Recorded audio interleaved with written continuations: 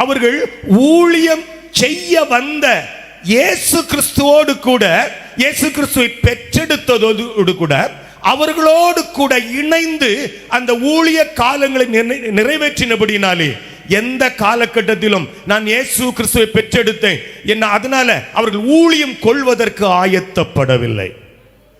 அல்லேலூயா. ஆயத்தப்படுகிறவங்க விழுந்து போனவங்களாக மட்டுமே இருக்க முடியும். அல்லேலூயா சொல்லுங்க. மீண்டுமாக அப்போஸ்தலர்களை பாருங்க.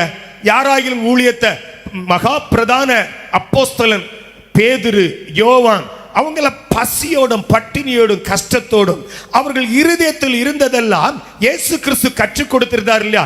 ஊழியம் செய்ய வந்தேன் என்கிற வார்த்தையோடு கூட அவர்கள் இணைந்து கொண்டபடியினாலே போகிற இடங்களில் அதிசயங்கள் அற்புதங்கள் நடந்தது. காரணம், இயேசு கிறிஸ்து போன இடத்துல எல்லாம் அது நடந்தது. ஹல்லேலூயா.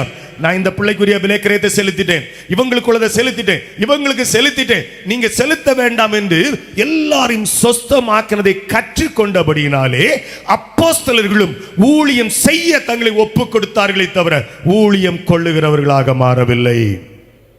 ஹல்லேலூயா. எல்லாரும் அப்படித்தான். அப்போ நான் இந்த வசனத்தை தியானிக்கும் போது என் ஜனங்கள் ஊழியம் செய்கிறதற்கு என்னோடு கூட இணைந்து கொள்ள மீண்டும் மீண்டும் உங்களை உற்சாகப்படுத்த ஆண்டவர் விரும்புகிறார். ஹல்லேலூயா.